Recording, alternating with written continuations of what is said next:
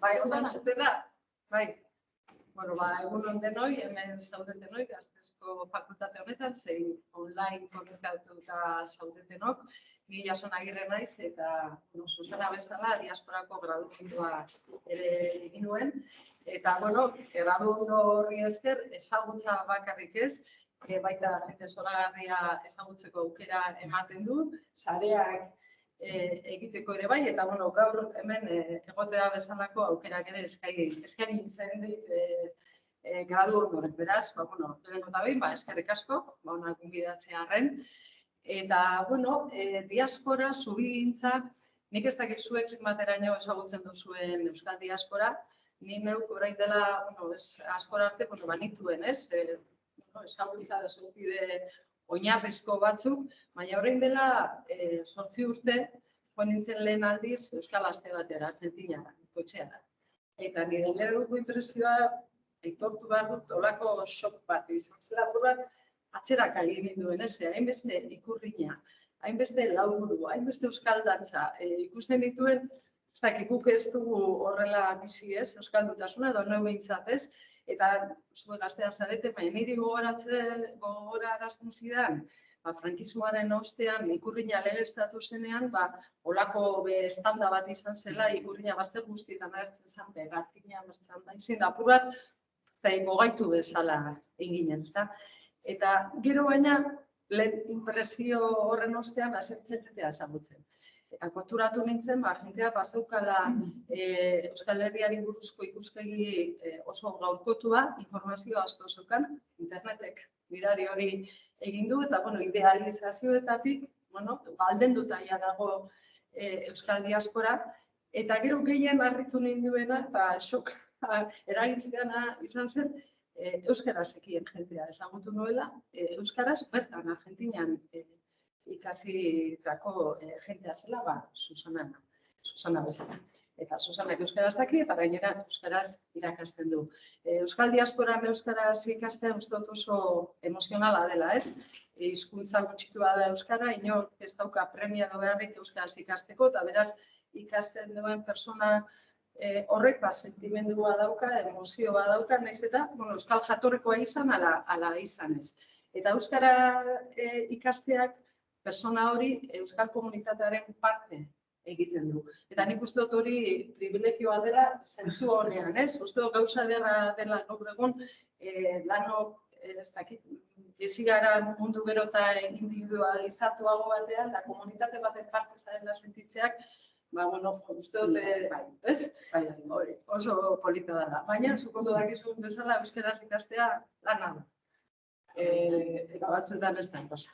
Eta horretarako, Susana bezalako persona daude, bideo horretan laguntzeko. Berak esperientzia handia dauka hizkuntzen irakaskuntzan, oso tipa seria, zehatza, ez dakizu ezelako bideoteka daukan, zenbat jende, euskalki guztietako jentea, zenbat arlo guztietako jentea dauka grabatuta, bere ikaslei da erakusteko, eta gainera Susanak euskara maite du. Eta gaur, dakizu bezala, gaur korrika hasten da Irunen, Hendaiako zubia igaroko dute, zubigintza zubi hori ez, irudikatzeko, bera ere, gara ez da jabetzen, baina bera ere, zubia da, berak komunitatea sortze lagundu du, berak herria egin du, eta korrikaren leloa dira modun, arro herri, arro nago, eta eskerre ona ematea besterik ez, eskerrik asko, urte guztiotako bizkazarengatik, eta zure egin duzun ikerketa hori, entzuteko zain. Animo, eskerrik asko. Susana Zikardioako naiz ni, Argentinakoa, Mar del Plata bizi naiz. Mar del Plata, Buenos Airesetik, Buenos Aires hiriburuan, Buenos Airesetik, 200 kilometrotara dago, guretzat ondoan. Baina Mar del Plata Argentinako itsasoaren ondoan dagoen hiri politena da, nire ustez. Baina ni Maikukoa naiz. Maiku oso herri txikia da. Mar del Platatik 120 kilometrotara gutxi gorabehera. Eta amaren aldetik, familia osoa iparraldekoa da. Aitonaren aldetik, Baiborrikoa eta Alferrezikoa. Eta amonaren aldetik, Irulegikoa. Denak urbil bizi dira iparraldean. Aiton amonak Argentinako Pampan bizi ziren. Maiput, baserri batean. Maiputik 40 kilometrotara gutxi gora bera. Eta bakarrik bizi ziren. Baserri batean. Bizilagunik gabe, bakarrik. Eta horregatik igual euskal ohiturekin jarraitu zituztela, uste dut. Beti ni txikian nintzenean abestiak entzuten nituen euskaraz, Hautsa Polita eta beste abesti batzuk. Nik ezin nuen hizkuntza ulertu, baina melodiak gustatu zitzaizkidan. Eta abestiak beti nire buruan dago. Gero unibertsitatean nengoenean filologa ingelesa naiz. Horregatik, Jansonek esan duen bezala hizkuntzak izugarri gustatzen zaizkit. Baina unibertsitatean nengoenean hona etorri nintzen 2 aldiz Euskal Herrira, euskal kultura ikastera. Eta gero filologia, ingelesa filologia bukatu eta gero, itzuli nintzen, hona, ingelesa ikastera eta bizitzera. 2 urte, ia 4 urte bizi nintzen ere. 2 urte Hernanin, 2 Donostian. Eta garai hartan, hasi nintzen euskara ikasten. Baina oso gutxi hitz egiten nuen garai hartan. Baina, claro, hori zen eta da aukera bakarra iparraldeko familiarekin hitz egiteko. Nik ezin nuen eta ezin dut frantsesez hitz egin. Iparraldeko familiak ezin du gaztelaniaz edo argentinoz hitz egin. Orduan, bueno, hori da gure euskara da zen eta da gure harremanik politena. Gero Argentinara itzuli nintzen, ez nuen jarraitu euskararekin, baina duela 4 urte sartu nintzen Etxepareko Euskara Munduan programan, gero erakutsiko dizuet programa hau zer den. Eta, bueno, hasi nintzen martxan berriro euskararekin, eta pasa den abenduan bukatu genuen gure programa. 4 urte ikasi dituen internet bidez, maizpideko irakasle batekin, irakasle zoragarria. Eta bukatu eta gero, bai urtarrilean, bai otsailean maizpidan nengoen. Bere euskara hobetzen.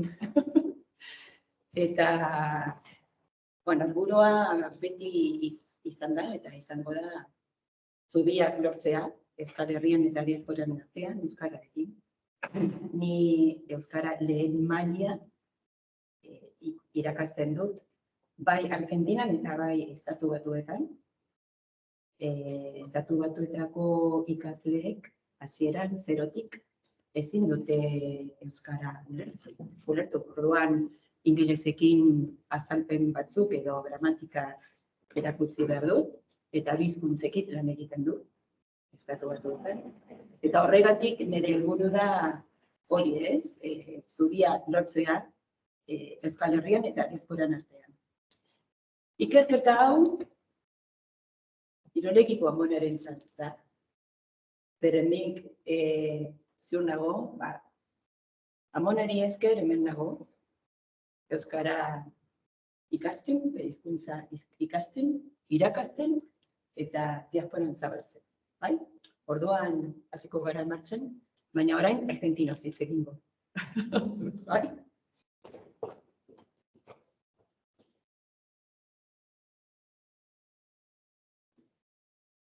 Hau da, hau zen abenduan nire ikerketa Oskararekin, eta da hori, ez? Integrazioa lingüística entre Euskal Herria y la diáspora un puente al final del arco iris. La investigación está dividida en 3 partes. En la primera parte voy a hacer una reseña histórica de cómo emigraron las corrientes migratorias principales, cómo se instalaron, tanto en Idaho como en el Río de la Plata. Como son los 2 lugares en donde yo enseño euskera en los niveles básicos, he podido hacer una comparación. Y para esto fui guiada por el doctor en Euskera y Digital de Idaho y en el Río de la Plata por el doctor Marcelo Miriani Zaraca. Presentación. ¿Sí? Sí, sí.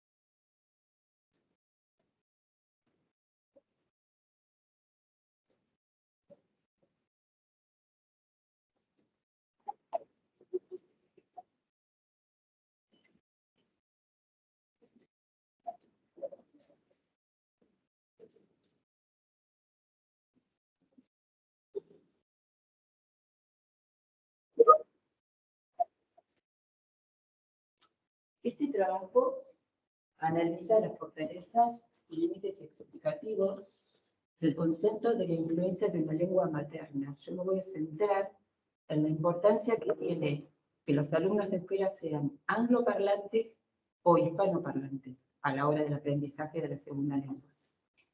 Y cómo dicho conocimiento puede colaborar en la correcta difusión del euskera como puente comunicativo entre Euskal Herria y la diáspora actual. La potencialidad explicativa de la realidad de la colectividad vasca en la diáspora actual y el revival del euskera como branding identitario del acervo cultural vasco en la diáspora cobran fuerza cuando se da cuenta del proceso de conformación y continuidad que se intenta dar a los cursos de euskera que se dictan en ella. Específicamente, este estudio se realizó sobre la realidad del euskera, como les venía diciendo, en Idaho, Estados Unidos arriba, norte, y en el Río de la Plata. De manera que el concepto de presentar los contextos históricos, cómo se fueron, cuándo se fueron, sociales, económicos y políticos de las emigraciones vascas y también de su exilio, que lo vamos a diferenciar, se confirma como un punto de apoyo para explicar cómo se perdió el euskera en ambas regiones y desde ahí ver cómo se puede lograr el fortalecimiento del mismo, con métodos de enseñanza que se vean favorecidos, depende de la lengua madre, ingreso español de cada estudiante, logrando a corto plazo un flujo comunicacional en la lengua estudiada con otros estudiantes y con nativos del idioma, se puede alcanzar el objetivo del revival del euskera en la diáspora. La adquisición de una segunda lengua o de varias lenguas se presenta como una herramienta esencial.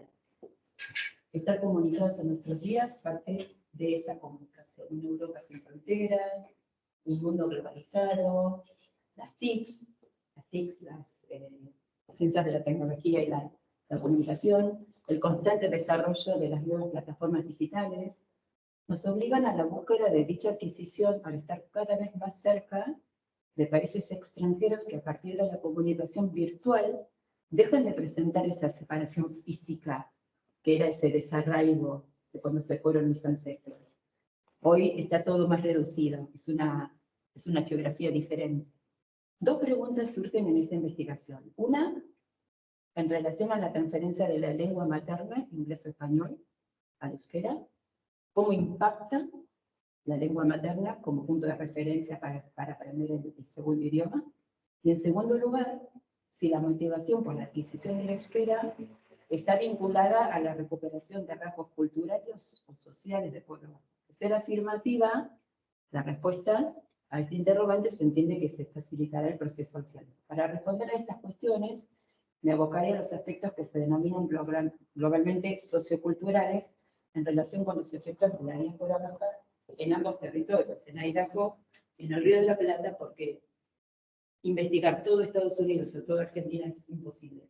Estaríamos muchísimo tiempo.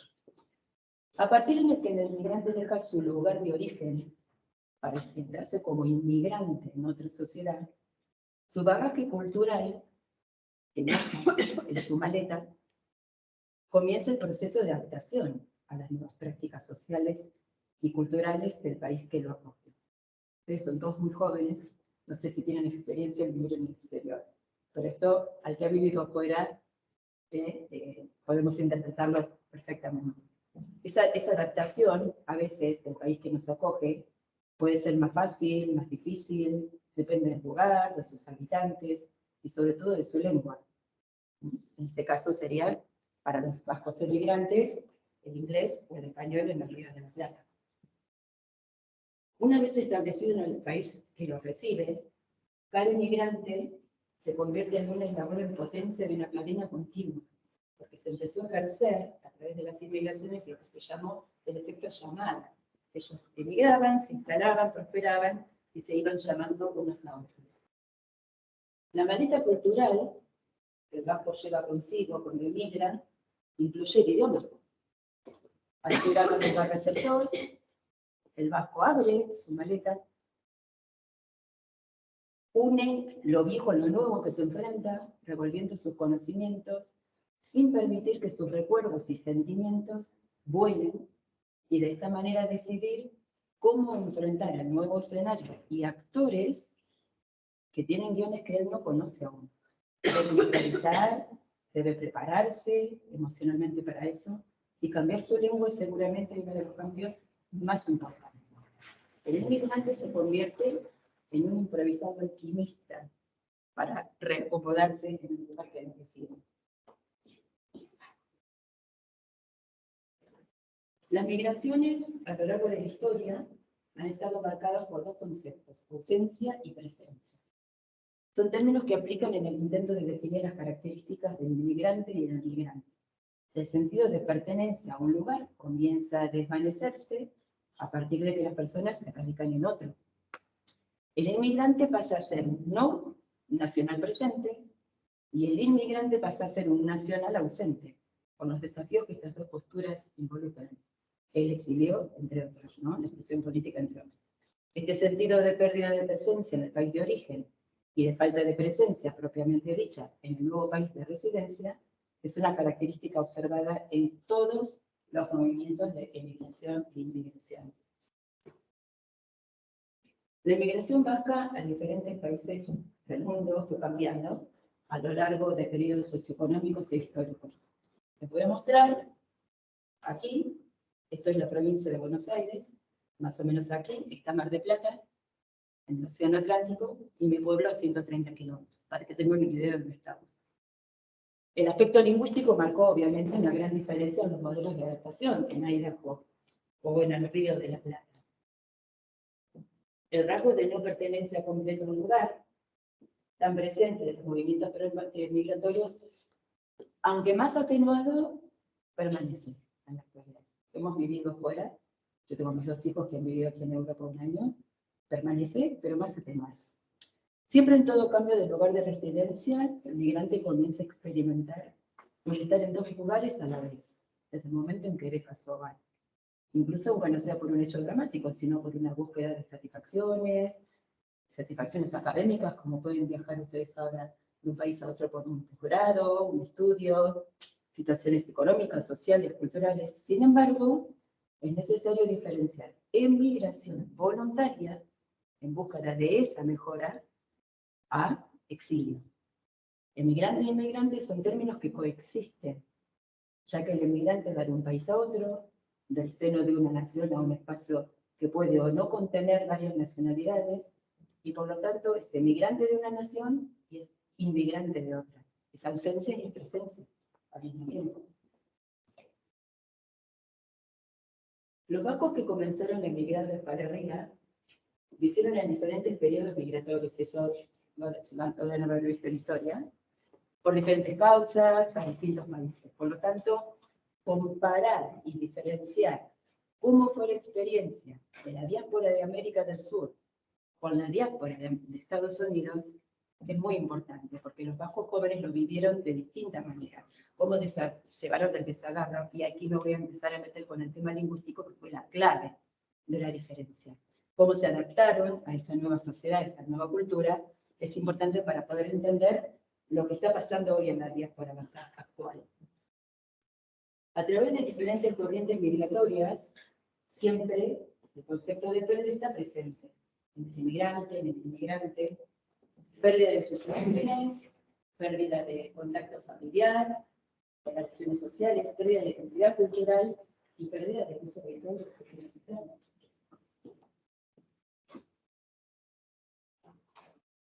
Entender esto es fundamental para comprender cómo la identidad vasca se mantuvo en situaciones tan adversas.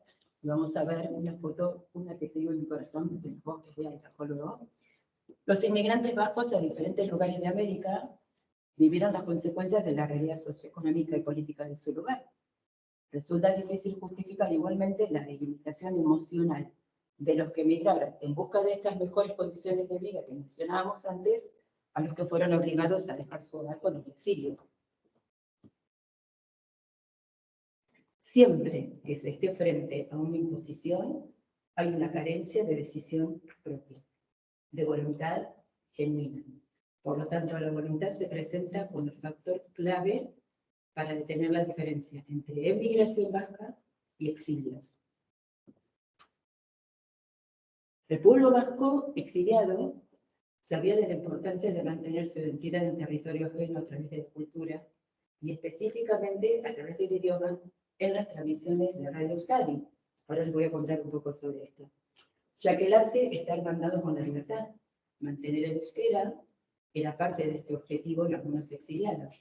Mantener el euskera significaba no perder la identidad, mantenerla en el corazón, en espera, para poderle darle alas en el momento apropiado, dejando que pasara la tormenta en espera del arcoíris. La Radio Euskadi y las vivencias en Venezuela, estas dos fotos se dio Iñaki Mesagasti, que aquí está el grupo de jóvenes que ahora les voy a comentar, se reunieron en Caracas de aquella época, la Colección de Caracas de Venezuela, ¿sí? Y lograron formar en esto, que estaba en el medio de la selva y se llamaba La Chabola, lo que ellos llamaron Radio Euskadi, que tuvo una difusión alrededor de 13 años hasta que Franco muere y casi todas las familias regresan a Euskal Herria. La Euskal de Caracas en esa época, una Euskal enorme, como de 4 pisos, que albergó un montón de vascos, familias y matrimonios jóvenes exiliados. Por lo tanto, las dos personas que les voy a mostrar ahora, Iñaki Mesagasti y Javier Irujo, que vive en Estados Unidos y es el director de la Red de Estudios Vascos de la Universidad de Nevada de Reno, los dos nacieron en Caracas porque eran hijos de familias exiliadas. Entonces, este grupo de jóvenes, este grupo de vascos jóvenes, no de familias, me corrijo, ahora les voy a mostrar, forman y crean lo que se llama la Radio Euskadi. ¿Por qué? Porque entre este grupo de jóvenes, de varones vascos exiliados, estaba un ingeniero de Donosti llamado Azurza.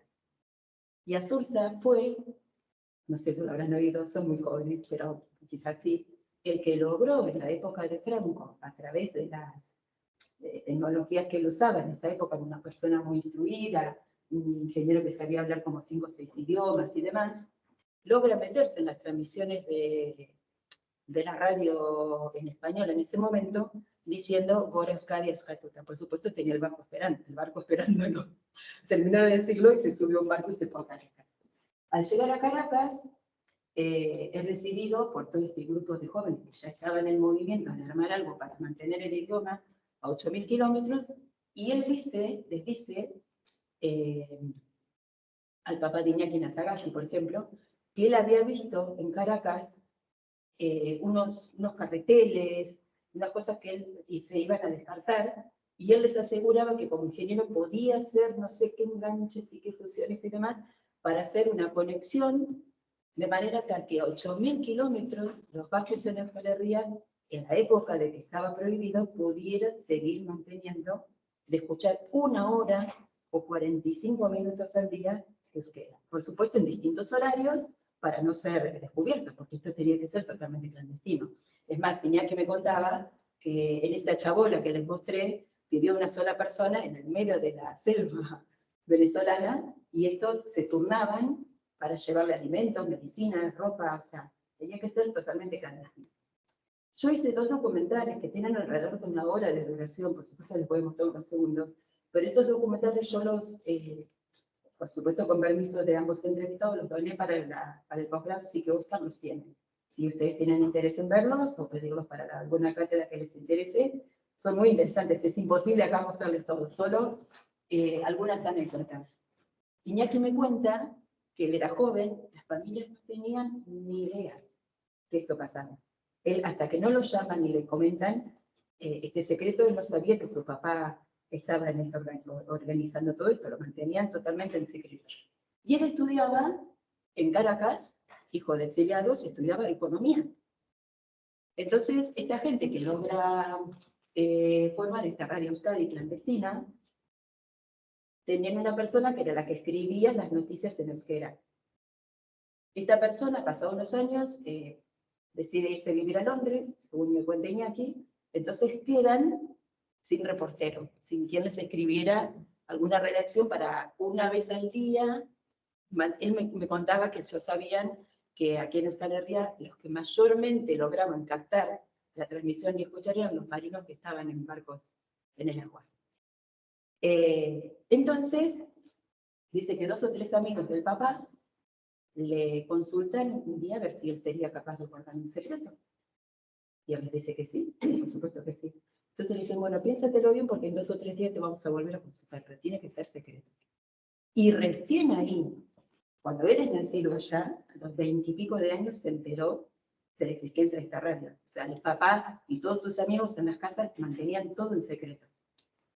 Él acepta empezar a escribir y me cuenta que tal es así, esto es lo que aparece en este documental que yo les digo que Oscar tiene,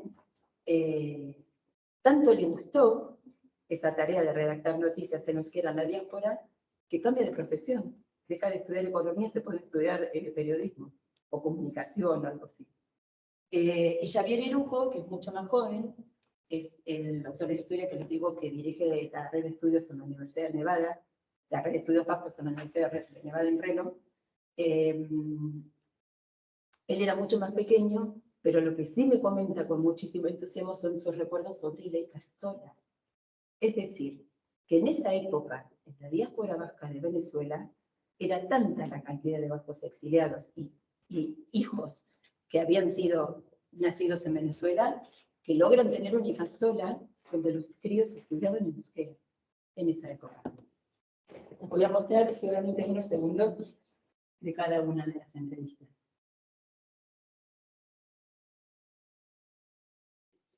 Bien.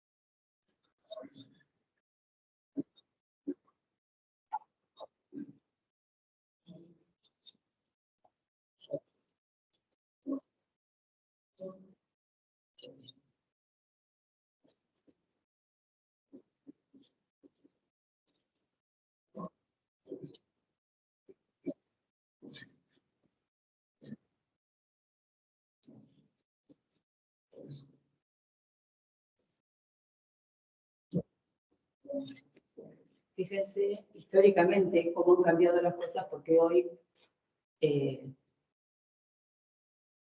no es porque sea argentina, pero sí Piazzone, que ha estado varias veces en nuestras espalcayas. Argentina hoy es la comunidad vasca más grande de la diáspora. Tenemos alrededor, en la Federación de Entidades Vasco-Argentinas, que luego les mostraré, tenemos alrededor de 100 barnechea. Sin embargo, en esas épocas de exilio, la más fuerte de la diáspora era Caracas. ¿Sí? Fíjense los recuerdos de él de Enero Nicastola, la Radio Euskadi.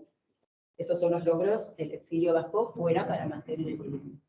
Una vez que los emigrantes habían seleccionado un destino y habían logrado establecerse en su tierra, las redes migratorias ejercían el efecto llamada, esto lo mencioné antes, ya que en ciertas ocasiones los vascos que ya se habían asentado en la tierra anfitriona organizaban los viajes de los potenciales emigrantes, ofreciéndoles las posibilidades laborales que América proporcionaba.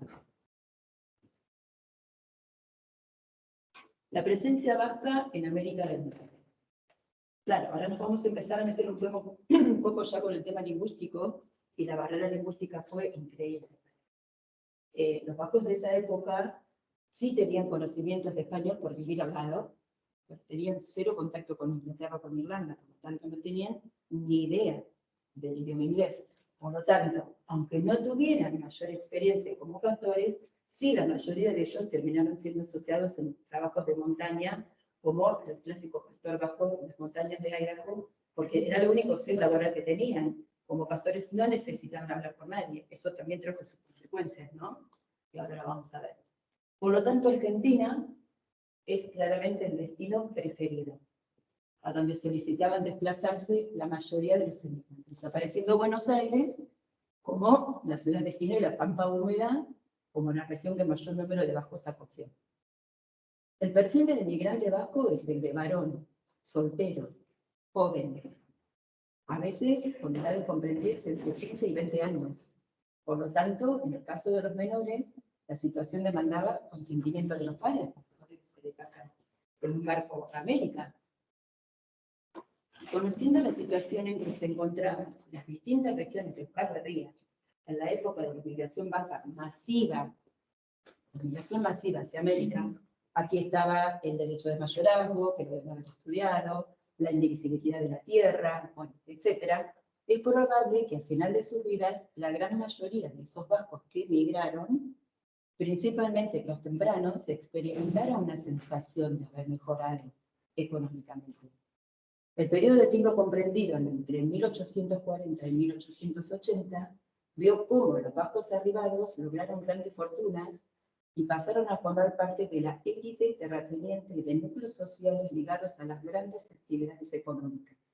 Otros inmigrantes vascos alcanzaron el estrato medio rural, varios como alambradores, no sé si saben lo que es, como nosotros tenemos kilómetros y kilómetros de tierra, en los campos de Argentina hay que delimitar una zona de un campo de otro con palos y alambres, y bueno, muchos de ellos se llamaron fence strangers en inglés, ya que a medida que los dueños de las tierras tenían ventajas y beneficios y tenían ganados y vacas y ovejas y todo esto que ustedes ven en Argentina, miles de hectáreas necesitaron delimitarse con estas delimitaciones de alambre.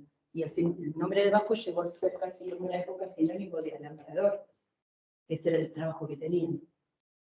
Los inmigrantes, que son emigrantes en reverso de la misma moneda, llegaban a un lugar extraño, un idioma más o menos exótico según en América del Norte o América del Sur, y los espacios de sociabilidad, principalmente fondas, hoteles, almacenes, en manos de ellos amortiguaban sus caídas al vacío cultural y anímico como una especie de red, como una especie de contención social, afectiva.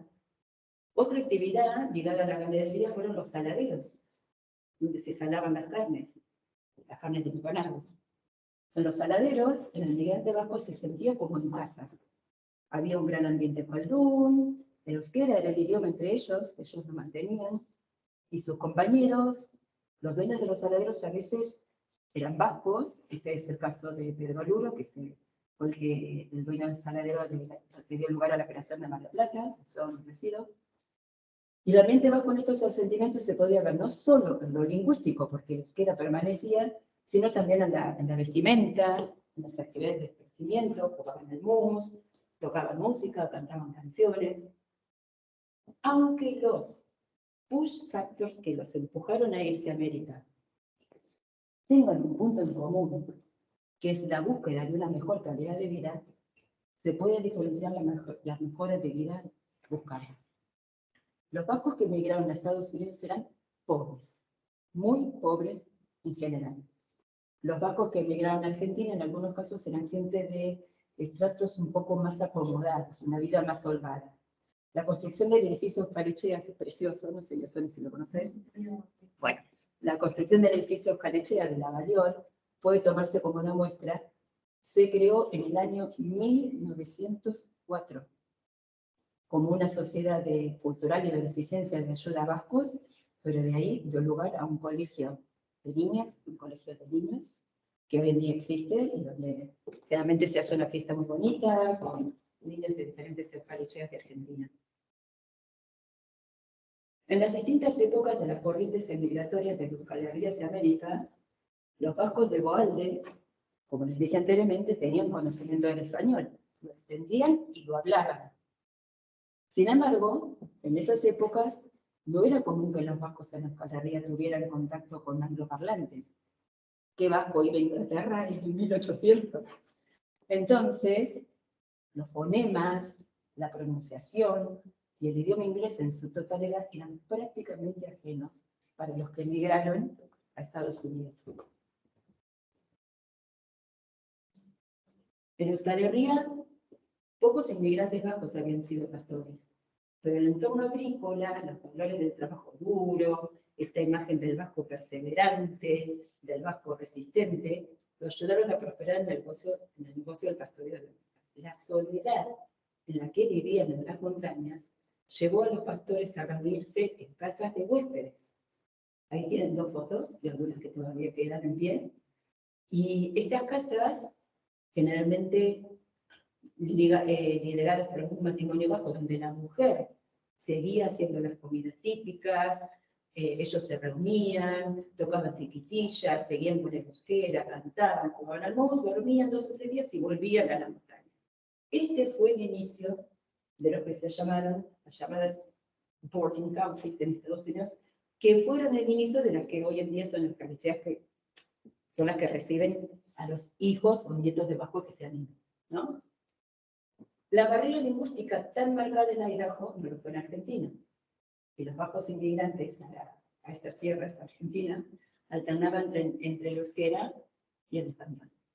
En 1876, como una reacción directa a la ley del 21 de junio, que abolió los fueros, los vascos de Buenos Aires forman una asociación que fue llamada Laura Quart, 1876, fue la primera Oscarechea de Argentina.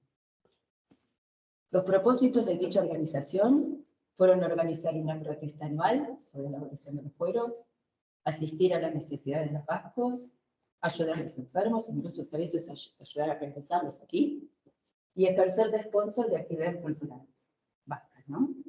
Hoy se calcula que en Argentina un 10% de la población cuenta con orígenes vascos. Esta comunidad de grandes trabajadores supo fervientemente transmitir su cultura, su amor por sus costumbres a sus descendientes, en mi caso, convirtiéndola en una de las colectividades con más jóvenes participantes en las diferentes instituciones que tenemos allí. Esta es la foto de inicio del primer centro Laura Quart, y aquí les voy a mostrar con quién realicé parte de la investigación.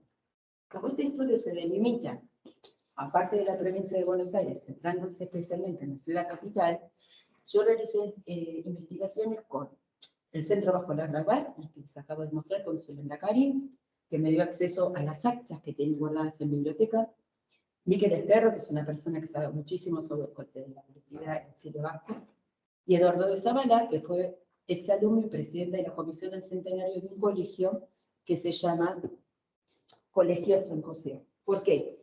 Porque los vascos, en realidad los vascos de Iparralde, yo no les toco mucho en esta investigación, pero sí hay una parte que quiero resaltar, que una gran asentación de vascos de Iparralde en una zona de Buenos Aires llamada Avellaneda, donde los profesores, que eran todos de Iparralde, querían ir a misa a las familias y no podían entenderlo. Por lo tanto, se hizo un llamado de lo que se le dijo los padres bayoneses, por centrarnos en algún lugar, pero eran de diferentes lugares de entonces de Bayona.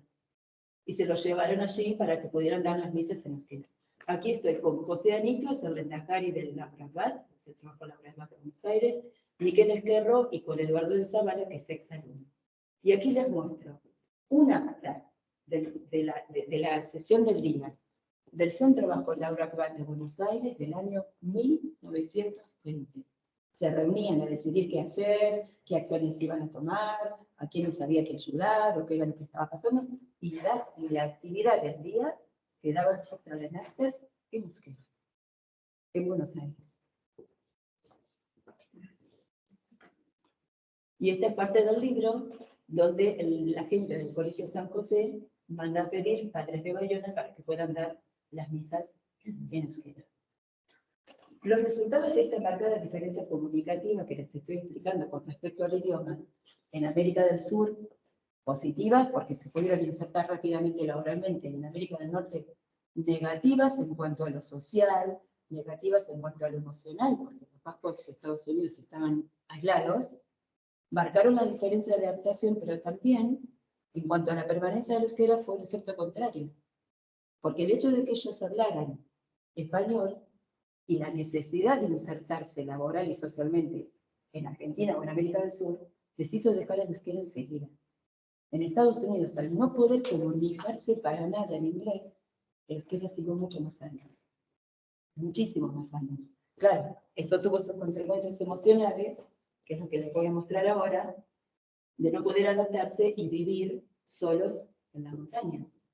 Meses, días, semanas, a veces meses, solos como pastores sin hablar con nadie. Esto llevó, hay pruebas, hay estadísticas, hasta un punto en que algunos se enloquecieron de soledad. Entonces, hay bosques enteros en Idaho donde tallaban sus nombres, tallaban sus dichos o palabras en euskera, ¿sí? Estos son los llamados argoglifos. Están en los bosques de Idaho. Hay muchísimo material de esto si ustedes se meten en internet, pero, y muchísimas fotos, pero esta, que ven aquí, es una de mis favoritas. Esta me la regaló una alumna mía, ella es alumna mía en este momento, su nombre es Cristina Aramburu, y ella caminando sabía que su abuelo había dejado tallado y encuentra el arbolillo de su abuelo Manuel Aramburu. Me regaló la foto cuando supo que yo estaba haciendo esta investigación. Bueno, hoy la diáspora vasca debería poder hacer uso de estos push factors que tuvieron para cuando se fueron a América y mostrarle, o sea, por medio de las alcoholichas, mostrar el resto de la diáspora en el mundo. ¿Qué se hace? ¿Cómo se hace? ¿De qué manera se siente? Lo más puesto que un poco hacía alusión y a Sonia, que hasta que alguien no vaya, por ahí no tiene idea de cuánto se trabaja, ¿no? De manera que celebrar las fiestas vascas ya no sea solo celebrar, sino sea celebrar más mostrando cultura y, por supuesto, dentro de la cultura, mostrar la lengua. Hoy el hacer la América, que tanto se habló en su momento, podría transformarse en hacer la diáspora. Que los vascos en la actualidad, que viajan a conocer nuestras tierras, Argentina, Uruguay, que se van de Euskal Herria buscando la información, un estudio de grado, buscando conocer el tío de América. ¿Quién no tiene en familia un tío en América? Buscando otros objetivos, vean y tomen conciencia de lo que se hace en la diáspora por preservar el acervo vasco y su idioma. Mediante preguntas concretas, amigos, alumnos y vecinos, y si yo les preguntara a ustedes también ahora, he podido constatar que la población civil de Euskal Herria sabe poco de lo que se hace en la diáspora. Hacer la diáspora podría llevar un flujo de mayor interculturalidad, de conocernos los unos con los otros, y así ayudar a aumentar lazos, aumentar el conocimiento de la diáspora en la sociedad euskalduna, aumentar la riqueza cultural y aumentar el uso del idioma para que haya mayores flujos de comunicación en euskera. Nosotros festejamos en Argentina lo que se llama Aste Euskalastea, que es un jaialdi que dura una semana, donde ya solo he estado un par de veces. Y en el año 2022 dos grupos de Iparralde, Errábico de Andonac y Olenceros de Laguna, viajaron a esta fiesta. Claro, y como le debo haber pasado a la tercera la primera vez, llegan 3.000 personas, todas con licurriña, 24 grupos de baile, o sea, ¿esto qué es? ¿Qué es esto? Entonces quedaron tan sorprendidos que hicieron un documental sobre la diáspora vasca en Argentina y lo están difundiendo por todo el canal. Si no me equivoco, el 26 de marzo lo van a mostrar en Endaya. No han logrado entrar en Egoalde todavía, no sé por qué, cuáles son los permisos y demás, pero ellos están yendo de ciudad en ciudad en Iparralde mostrando lo que es la diáspora vasca de Argentina en Iparralde. De todas maneras, estuve con ellos ahora en este viaje y me comentaron que es muy probable que el año que viene este documental sobre la diáspora vasca argentina ya esté liberado y se pueda ver libremente en YouTube, ¿no? Bueno, estas son algunas escalechías, esta es de Argentina y esta es la de Boise, de Estados Unidos. Ser vasco hoy está más ligado al aspecto cultural que al étnico de cuando se fuera. En las escalechías de la diáspora en la actualidad se admite y se recibe ciudadanos de cualquier nacionalidad. Ya los 8 apellidos vascos no son más requisitos. Cualquiera que quiera ser parte de cualquier aspecto de la cultura vasca, estudiar su lengua, disfrutar su música, practicar sus deportes, sus danzas. Y un documental que realicé con FEBA, que es la Federación de Entidades Vasco-Argentinas, donde las escalecheas están federadas como parte principal relativa de las escalecheas de Argentina, así como entrevistas a diferentes lendakaris. Este documental también está en la universidad, si ustedes a nivel histórico lo quieren ver, Oscar también lo tiene, muestra el factor común de dejar lo sanguíneo hoy y preservar la identidad vasca desde lo cultural, abriendo puertas a todos los ciudadanos que quieran ser parte de ella, dando esperanzas de buen futuro a los que eran. La revolución tecnológica y las comunicaciones han dado lugar y fomentan esas relaciones entre vascos de diferentes lados. Les voy a mostrar solo unos segundos donde la presidenta de FEBA explica justamente esto de dejarlos.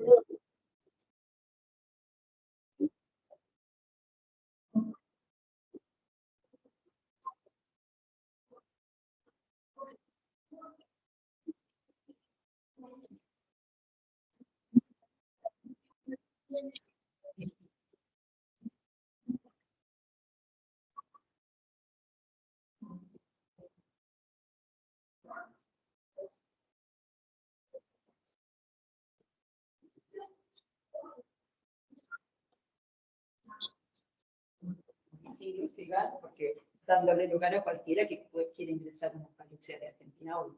¿Sí? Por lo tanto, fíjense, esta foto al fondo, no cabe duda que sigue habiendo una tendencia conservadora, esto de lo étnico, ¿no? Desde un costado esencialista, pero está mucho más allá, por lo menos en la diáspora, donde para ser vasco no es esencial donde se nace, sino donde se pasa, donde se viva la cultura vasca. Fíjense, ¿no? Los rascacielos de Estados Unidos y la persona con trajes de baile y los burritos. Esta integración cultural podría verse como la base del futuro de la diáspora vasca y en ese futuro incluir el euskera. Es en las nuevas generaciones, en algunos casos, donde se vislumbra el futuro de la preservación de la cultura vasca en la diáspora. Hay un revival de la euskera para comunicarse con familiares en Euskal Herria, o amigos, pensionados. Y ha habido programas como Atorona, que ahora se ha dejado de hacer, pero tuvo muchísimo éxito, en la escalechea de Necochea de Argentina, donde jóvenes de Euskal Herria iban un año a vivir allí. Sean a nivel universitario o laboral. Después está el programa Castemundo, donde jóvenes de la diáspora argentina vienen a... No es de la diáspora argentina, es de la diáspora americana, vienen a Euskal Herria a formarse en algo y luego vuelven a su escalechea a enseñarlo. Y hay udalecos, que son como campamentos de verano, tanto en Argentina, en Chascomús, como en Boise, en Idaho. Son actividades en las que se vislumbra que el intercambio entre jóvenes aún continúa. El euskera ha sido y es la marca tradicional de la cultura vasca que continúa como elemento identitario de su cultura ancestral. No obstante, existe una amplia gama de actividades culturales como la música, canciones, partidos de pelota, festivales, gastronomía, cine. Hay muchísimas actividades donde la gente puede colaborar y donde en esas actividades, por ejemplo, en jugar al mus, es decir, órdago, o en la danza, es decir, batir o esquerra, se pueden incorporar vocablos como para ir metiendo el tema del euskera. El programa Argentina de Euskaraz nace en Argentina hace 44 años. Es un programa diseñado para formar profesores de euskera, como soy yo ahora, en esta formación, y poder difundir el euskera en Argentina. El tema es que con el correr de los años también se vio que había más países interesados, como Chile, Uruguay, bueno, Estados Unidos ahora también. Por lo tanto, el programa cambió de nombre y pasó de llamarse Argentina en Euskaraz a llamarse Euskara Mundial. Este es el programa en el que yo participé 4 años para formarme como profesora y luego dar clases de euskera en Argentina o donde sea en la diáspora. Estas son las 3 federaciones que existen en la diáspora. Los demás países sí tienen euskalechea, como Perú, bueno, España, Madrid, Barcelona, en Alemania, Berlín, pero solamente federaciones hay 3. FEBA es la Federación de Instituciones Vascas de Argentina, FIBU es la Federación de Instituciones Vascas del Uruguay, y NABU es la Asociación de Estados Unidos. Las euskalecheas de esos 3 países están federadas en estas 3 federaciones, ¿sí? Por lo tanto, en la diáspora hoy se dan clases de euskera que dan estos profesores que a lo largo de estos 40 años se han ido formando con estos programas. Primero Argentina en Euskaraz y ahora con el que yo tomé parte, Euskara Mundial. En esta Semana Nacional que les comentaba, que se festeja todos los años, en la misma fecha del mes de noviembre, que cambia este lugar, se organizan minsódromos. Los sábados a la tarde se organizan minsódromos, donde alumnos de euskera de las distintas euskalecheas de Argentina se juntan a conversar, a hacer actividades y a hacer intercambios en euskera. En la actualidad, los vascos de América del Norte y de América del Sur tienen un flujo de conexión y de interculturalidad que da luz al crecimiento de la diáspora y a su perpetuidad. Crear puentes que unan a alumnos de euskera de diferentes lugares en la diáspora, donde el canal comunicativo sea el euskera, ha sido y será uno de mis objetivos, siempre. De hecho, en varias oportunidades nos hemos reunido en plataformas virtuales, donde alumnos de Estados Unidos, Perú, Uruguay y Argentina han disfrutado una clase, un brindis, una receta de cocina, hemos hecho intercambio con cocineros de aquí, y siempre el punto en común ha sido la euskera, porque los alumnos de Estados Unidos no saben hablar español, y los de Sudamérica, algunos no saben hablar. Les voy a mostrar un ejemplo. Lo que yo hago en mis clases de...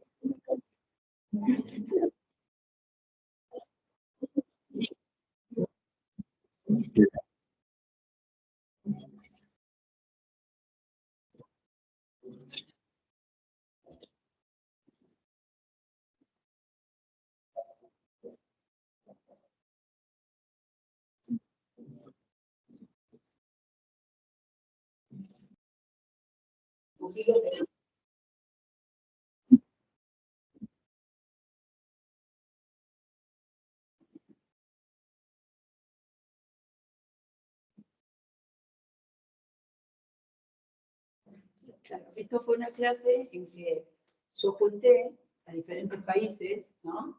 Entonces ellos se presentaban y decían quién era en euskera, con sus diferentes acentos, obviamente, pero siempre al final recibiendo la recompensa de que algunos amigos de aquí los saludaban y también se presentaban. Entonces ya está esa satisfacción de poder comunicarse con un nativo, ¿no?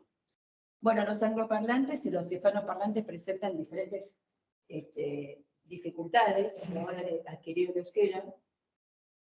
Y lo que habría que diferenciar, voy a tocar el tema lingüístico muy rápidamente porque no estoy con gente del tema de las lenguas, es la diferencia entre aprendizaje y adquisición.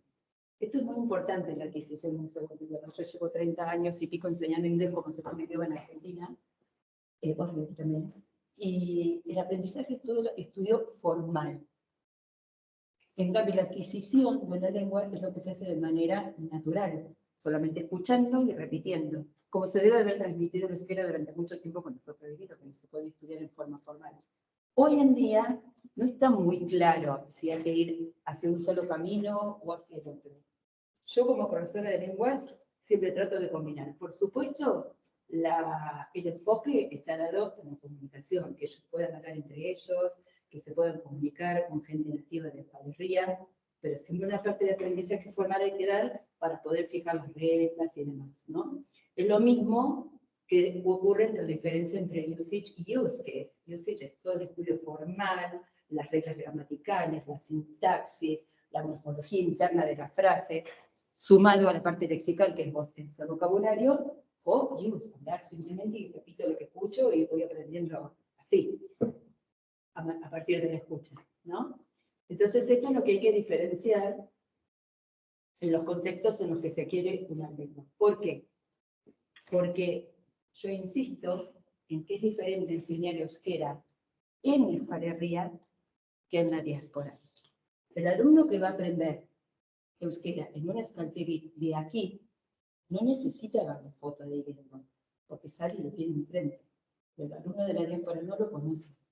Entonces, al margen del idioma, hay que desafiar esa territorialidad, esa diferencia, esos kilómetros que nos separan, y mostrar videos, fotos, documentales, entrevistas con gente de aquí, que ellos puedan ir incursionando en todo lo que implica la cultura vasca, incluso hasta viajando virtualmente a Euskal Herria, con documentales, con fotografías, con videos de pueblos, de culturas de aquí. Por eso, este es un ejemplo, por ejemplo, de los cursos que yo preparo, donde sí se estudia el idioma, pero a través de todos los aspectos culturales. Entonces, hay veces que alguna actividad está relacionada, por ejemplo, a música, me contacto con músicos de acá. Si está dirigida a gastronomía, me contacto con cocineros y los alumnos intercambian.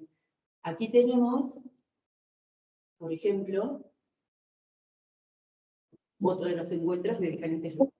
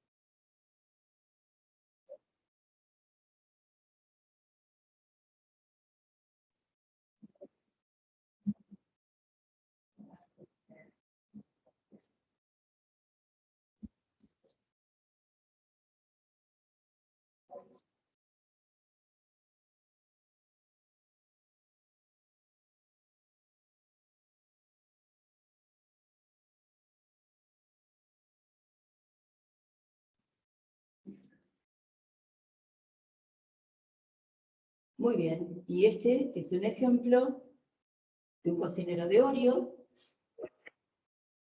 uno de Argentina y luego uno de Nueva York, intercambiando recetas.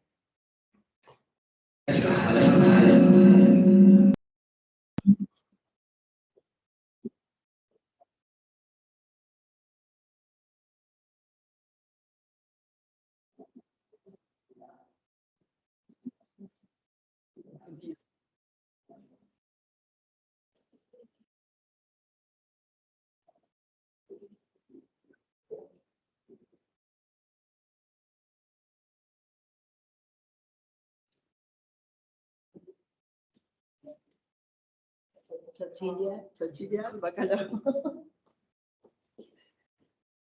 Es muy bonito, la verdad, los encuentros que se generan. Bueno, elementos que favorecen y elementos que dificultan, lo voy a pasar un poco de largo porque es específicamente el estudio de cómo cómo dificulta o cómo favorece. Solamente les podría mostrar, ya que estamos en tema de audios, mi conclusión. Mi conclusión, después de enseñar un tiempo en Estados Unidos, en Idaho, bueno, en California también, en Estados Unidos y en el Río de la Plata, mi investigación se centró un poco en el tema de los fonemas. Esto les puedo decir como conclusión. ¿Por qué? Porque yo empecé a notar la gran dificultad para los angloparlantes de pronunciar, por ejemplo, la doble R. Escalorría, corría, era muy difícil. Entonces, para poder lograr que ellos desde un principio tengan la sensación, y esto ya me meto un poco más con neurociencias, de una satisfacción inmediata, generar al cerebro una satisfacción inmediata de que sí puedo decir algo en ese idioma, me di cuenta que a la hora de, por ejemplo, enseñar el sintagma nominal, catedral, belsa, iba a ser muy difícil porque la D o la R son fonemas que les cuesta mucho. De la misma manera puedo enseñar el sintagma nominal diciendo echechuría, para enseñarles que la declinación va en el adjetivo y no en el sustantivo, porque eche y churi tienen el fonema ch, que ellos lo tienen por church. Entonces, buscando fonemas en común, es donde pude adaptar el programa de estudios para que ellos primero tengan acceso a situaciones conocidas, aunque sea fonéticamente, y luego, después de varias clases, enfrentarlos a, sí, son fonemas que tienen que presentar. Les voy a mostrar una alumna de Estados Unidos que por primera vez, creo que después de 5 o 6 clases, debe decir Euskal Herria y el Carrequín.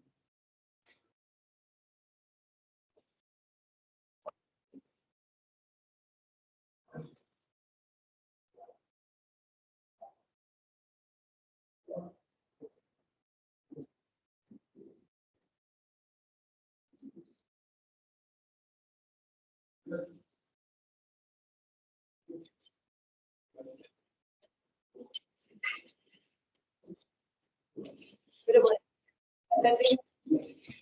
y es un alumno que quedó no con esa sensación de frustración. Fíjense la diferencia con un argentino.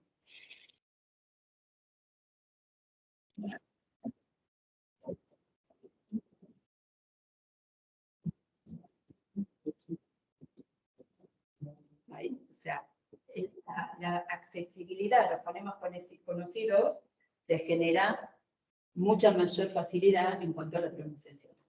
Bueno, entonces, hoy en la diáspora, yo realicé un cuestionario de 10 preguntas en el que la conclusión más importante también fue si a los alumnos de Estados Unidos, si a los alumnos del Río de la Plata, les ayudaba tener presentaciones y resúmenes de gramáticas comparadas, en el caso de los angloparlantes, comparar la gramática del euskera con la gramática inglesa, yo puedo hacerlo como filóloga inglesa, y en el caso de los hispanoparlantes también, y en el 99% de las respuestas, la respuesta fue que sí, esto ayuda. Y también, una de las preguntas más importantes, por supuesto, si las TICs ayudan, y esto está clarísimo que sí, porque ya pudieron ver en los encuentros cómo se juntan alumnos de diferentes lugares de la diáspora. Otra de las preguntas clave fue si en realidad el hecho de estudiar euskera a tantos kilómetros estaba ligado a una cuestión emocional, amical o familiar, y la respuesta también fue que sí. Excepto una alumna de Estados Unidos que es profesora de chino, y se metió a estudiar euskera porque le gustan los idiomas. El resto de los alumnos ingresa, igual que yo, por una cuestión de abuelos, de tíos, de familias de aquí, por mantener la cultura y por mantener el idioma. Aquí vamos a ver un puente.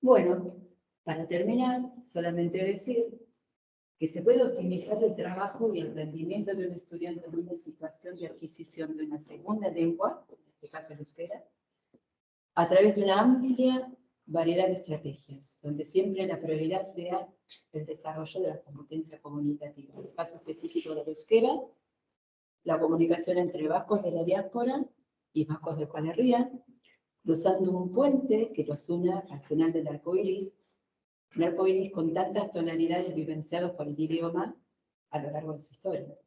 Un arco iris con colores fríos, vividos durante la dictadura y la pérdida de la lengua vasca cuando tuvo momentos de desazón, épocas donde estuvo reprimida a individuos en el día a día, y el pueblo bajo también, obviamente. El azul del mar, que en su momento separó, pero que hoy une. El amarillo del sol, que cobija con su calor. Y el verde de las montañas de Euskal Herria, de la Pampa Argentina y de las montañas de Idaho, que representa la esperanza de darle hoy verdaderas alas a la euskera para que nuevamente muchos amonas, como la mía, puedan volver a contar una ocho politas a sus nietos en la diáspora.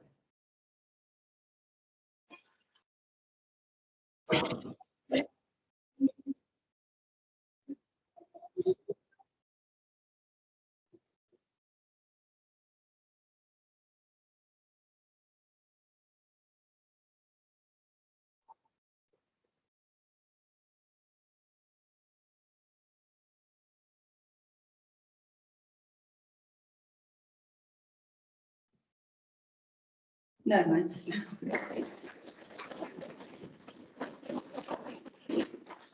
Bueno, pues agradecer a Susana y, bueno, creo que de los últimos 20 días, en lo que a mí respecta, pues es lo más positivo que puedo sacar, ¿no? El que por un tema de una hospitalización, pues nos hayamos reunido aquí Susana y Asone, los alumnos, unos aquí presentes, otros online. Y la verdad que me ha parecido súper interesante la investigación. Me ha gustado mucho ver la foto de Mendizábal, que supongo que hemos visto que Marcelino ha sido tu tutor y parece que habrá hecho llegar el libro. Sí. Y si no, pues bueno, luego pasamos y te hago llegar un libro. Es también una muestra de que yo tuve acceso casualmente junto a Marcelino a los fondos familiares de la familia Mendizábal.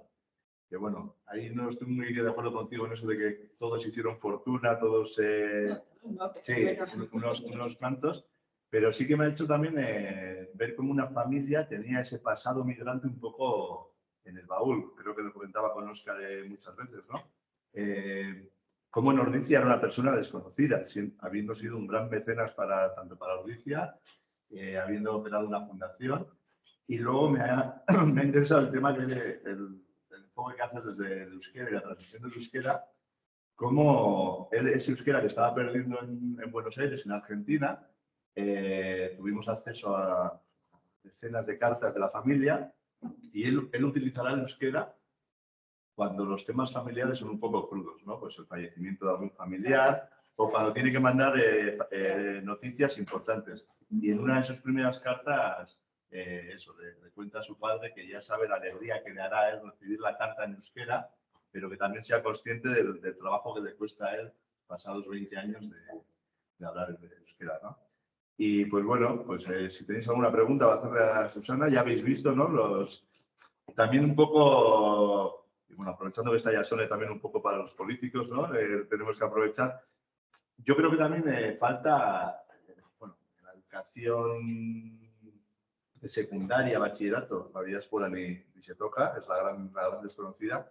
Incluso diría que la universidad, ¿no? Pues tiene que haber emprendimientos como en los últimos años de impulsar el posgrado en estudios vascos en diáspora. Y es cierto que desde aquí vemos cómo se hacen muchas más cosas, tanto en Reino como en otras universidades, que en nuestra propia universidad y en nuestro propio sistema educativo vasco, en el que el tema de América, vamos, apenas se toca, mucho menos el tema migratorio y mucho menos el tema de la diáspora. Y he tenido yo oportunidad de participar, de colaborar, pero ya un poco más por iniciativa mía que no de los centros, pues en la Icastola, en Durango, en demás. Y es un tema que es atractivo, que a los jóvenes les engancha, ¿no? Ver cómo, pues eso, hace 60, 80 o 100 y pico años, jóvenes casi como ellos, ¿no? En edad de 12, 13, 14 años, se vieron en la tesitura de que eso, les llevaban a un puerto, o de su baserri, desde su aldea, llegaban al puerto, una travesía de 30, 30 y pico días, como comentábamos ayer en la exposición de Sancho el Sabio, y cómo se tenían que sacar las castañas del fuego, nunca mejor dicho, en Argentina con 12 años. Entonces, hoy en día, intentar transmitir esos valores, ¿no? Y ese esfuerzo pues a jóvenes de 12, 13 años, que sus únicos pensamientos están más allá de la pantalla del móvil, entonces resulta complicado. En la universidad también creo que, bueno, pues nosotros, igual por deformación académica, ¿no? Y ya que somos especialistas en migración, sí que le damos importancia, pero bueno. Yo creo que sí, yo tengo como experiencia, yo preparo alumnos de inglés online, muchos universitarios de Euskal Herria para Erasmus, cuando se tienen que dar los exámenes de inglés, y a veces digo, no, que me voy el fin de semana a una fiesta, pero ¿cómo? ¿No hay caliches en Argentina? O sea, eso es lo que un poco desde la diáspora nos llama la atención, ¿no? O sea, ¿cómo puede haber que todavía hay situaciones en la población civil de Euskal Herria que no se sepan? Sí, y a mí también me pasó con Mayasón en las Euskal-Asteas, cuando hemos ido a Argentina o a la diáspora, cómo pues resulta llamativo, ¿no? Y chocante en un principio, pero por otro lado te vuelves y dices, ¿cuánto nos queda a nosotros por hacer, ¿no? O qué olvidada tenemos esta parte de Bueno, nuestra pero ahí historia. las ayudan, y ha quedado demostrado por medio de Zoom o de cualquier otra aplicación, nos podemos unir todos y sí. Yo quería preguntarte, desde la máxima ignorancia, si hoy en día un argentino que esté estudiando euskera, si puede optar a un título, un certificado así lingüístico que diga, X persona tiene X nivel de euskera. Sí, claro, sí. Sí. Nosotros se va a hacer el examen de Claro, sí, ya eso lo puedo comentar, sí, gracias, ya solo por recordarme. En este programa que yo les comenté, que primero se llamó Argentina en Euskaras, que forman profesores de euskera, para después ejercer como profesores en las escuelas, antiguamente los profesores que se terminaban de formar debían venir aquí a rendir los exámenes oficiales de AVE.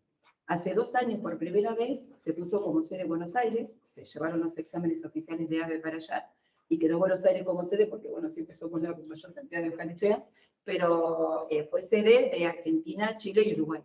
Y sí, se rinden los B2, C1, y nosotros vamos a tener ahora el 20 de julio en Buenos Aires. O sea, el propio AVE que tenemos aquí. Exactamente el mismo. Yo acabo de terminar ahora el MySpeed del B2, o sea, terminé el programa, como les dije, de Euskara Mutual en diciembre. Parte de esa programación era luego pasar 2 meses en MySpeed para repasarlo, y debo rendirlo el 20 de julio, pero ya con sede en Buenos Aires. Van los exámenes de AVE para allá, pero exactamente los mismos de aquí, sí. De hecho, en el tema de euskera hay 2 tipos de enseñanza. Primero que se puso en su momento a través de lo que ahora es Etxepare, pero como antes, eran lectorados en universidades. Como también tenemos acá en la Facultad de Letras, tenemos lectorados de esos idiomas que suelen ser además pagados por sus instituciones y que tienen una idea de enseñar euskera en entornos universitarios, ¿no? Lo primero que se puso, que es un poco diferente, que sigue existiendo. De hecho, pues si lo sabéis, hay un programa que también hace Etxepare de preparación para poder impartir esas clases de lengua y cultura vasca en entornos universitarios. No sé, pues pueden llevar a República Checa, a Moscú, Alemania, que es diferente. En Argentina también hay una Sí, pero el asunto es que era diferente porque están sitios en los que no hay colectividad vasca, simplemente por interés, vamos a decir, puramente cultural. El tema que había es empezar en La Plata, por ejemplo, ahí se vio que una parte de la gente que llegaba tenían intereses porque eran de la colectividad vasca. Entonces ahí se tiene como en segunda cosa que llevas tú, que es esa gente que tiene motivaciones de tipo de que, bueno, es una recuperación de su familia. Sí. Es que eso es lo interesante. Sí. Y si mal no recuerdo, hoy es el cumpleaños de Lord Aquan, ¿no? Sí. Fue ayer o antes de ayer. 14, ¿no? ¿No soy? 14 de marzo. Lo vi en las redes, pero sí. Sí. Es más, tanto que estamos hablando del tema de euskera, siempre hablamos, por ejemplo, de las Icastolas y las historias que dicen, la primera Icastola fue en la década de, creo que los 20, mentira. La Icastola es el Euskal Etxea de Buenos Aires, que es el primer centro que tiene como objetivo que tiene que enseñar lengua, historia, geografía y literatura vasca. Bueno, en Boise sí. No, Boise, que en 1905 ya había gente de la escuela que decía que había que dar claro. y que había que enseñar euskera, ¿no? Y de hecho, todavía durante cerca de medio siglo hacían certámenes de euskera todos los 3 de diciembre. Y pelota vasca, frontón de... Y de todos los Lechea. trabajos tienen, todos los escaleches tienen trinquete. Bueno, como viste ayer, en la exposición de los historiadores, también en Australia, que también tienen un costón de la... Allí no hicieron castolas, pero el frontón, por supuesto que sí. Sí. Olvidé mencionarles que en Boise sí hay unicastola, solamente a nivel jardín de infantes. No sé cuál es la traba que no logran pasar al próximo nivel, pero sí llevan andereños de aquí con contratos anuales. Y de hecho, Niños van a unicastola entera. buscan profesores de acá que puedan que sean enseñanza de jardín de infantes. Sí. Ya sabéis. No. Y bueno, aparte, a ver, Hay que conocerla, la diáspora tanto ya son más como argentina hay que Susana, conocer. al principio, es decir, tenemos desde hace 3 años, desde el primer curso, un posgrado que es pionero en el mundo, que es sobre diáspora vasca.